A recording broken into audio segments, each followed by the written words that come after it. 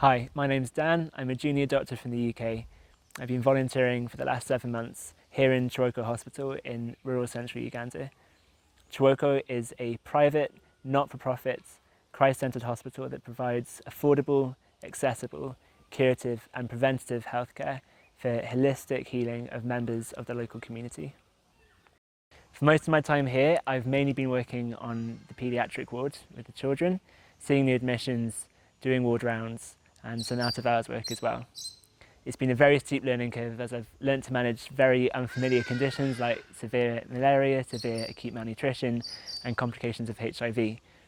It's also been very rewarding work too.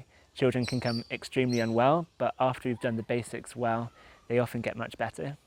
However, I have had some very difficult conversations with parents of children who need higher level investigations or management in Kampala, but who can't afford to do so. We do the basics very well here, but we don't have some important investigations like basic CT scans and some blood cultures, and we don't have an intensive care unit here. For many parents, taking a child down to Kampala is simply unaffordable. Parents need to find the money to get transport down, including an ambulance if necessary, as well as money for food and accommodation whilst living in Kampala.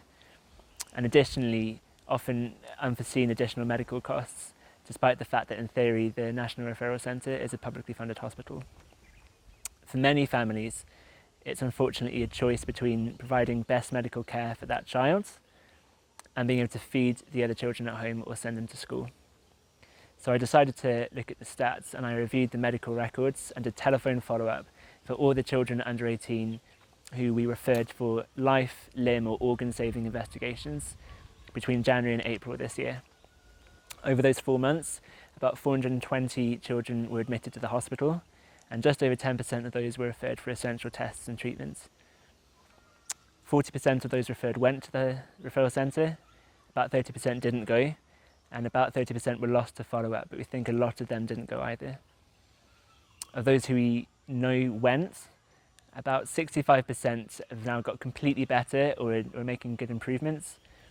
Of those who didn't go to the referral centre, of those we know about 70% of them unfortunately died.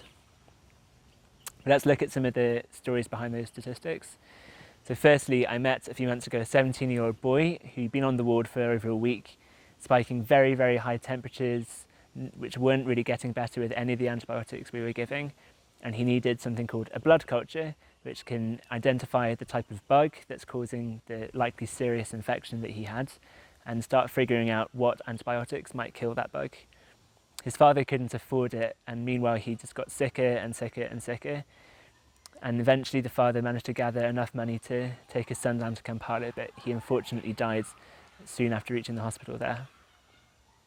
Back in January, we met a 5-year-old girl who we had referred urgently for a CT scan of her head, strongly suspecting an abscess or tumour in her brain. Unfortunately, she came back 3 months later in April without the CT scan. Because of the financial issues involved, the father had tried to convince himself that she was getting better despite the fact that she was no longer able to walk. And by the time she came to us, the left side of her body was completely paralysed and she was vomiting a lot because of the raised pressure inside her head. The father agreed to take her this time, but unfortunately she died on the way to Kampala. And finally, I met a 1-year-old boy back in January who had an extremely severe form of malaria that wasn't responding to the strong intravenous antimalarials that usually work with children. He also developed a severe form of shock that needed special medication that can only be given safely in an intensive care unit. This was a previously completely healthy baby boy who could have done very well with an ambulance transfer down to Kampala and management in intensive care there. And unfortunately, the parents couldn't take him, and instead they took him home on the back of a motorcycle, and he died at home a few days later. We've also had some success stories. We had an 8-year-old girl with known HIV who came with a massive tumour blocking her airway. She went urgently down to Kampala and had surgery to decompress the airway and was diagnosed with cancer, which has responded very well to chemotherapy, and the doctors think that there's a good chance of complete remission of the cancer. And we also had a 6-year-old girl with known sickle cell disease who had a a particular type of stroke of the veins in her brain, who again was promptly diagnosed by a CT of her head down in Kampala and improved greatly after appropriate treatment for that.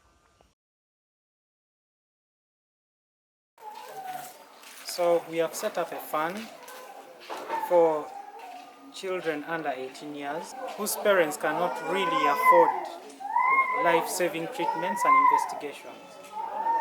And we are calling it the Jairus Pediatric Referral Fund. It will mainly focus on 3 key areas. One is blood cultures. So for blood cultures, this is when we have managed the patient we suspect has an infection and the antibiotics are not really working well. So we want to know which bag is responsible. Meanwhile, we have liaised with a lab in Kampala, and this goes for about $14. Of course, in the long run, our dream is to acquire a blood culture machine that we can use in hospital, since we don't have one currently. The second key area that we're going to focus on is ambulance referrals. And a trip to Kampala would cost $22. This is for urgent referrals for babies that we need to put on care that we cannot afford, we don't have here. The third key area that we are going to focus, the imaging or CT scan. So mainly we were going to focus on the head CT scans, and this would probably go for about $60. Now this is for mainly babies who get trauma and those we think have abscess or infection in the head, and we cannot treat them from here. From our estimated costs, total costs, this would probably cost about £400. Now we are looking for a team of people, at least 20 of them, that would get behind this project. And we engage them, at least 20 of them, if they can provide us with at least £20 per month. This would raise a cost, it would raise money at least 400. And this would of course cover 5 ambulance referrals, 4 CT scans, and 2 blood cultures. If the fund grows, further down the line we could start considering supporting children with more complex needs, such as those extremely poor families who can't afford food or accommodation in Kampala, and later on considering selected interventions such as particular types of surgery or specialist medication. We believe strongly that the children here are very unique, made in the image of God, and who unfortunately find themselves in very difficult situations that are created by systemic inequality and socioeconomic poverty. I hope you get behind us and help us out with this project. Thank you.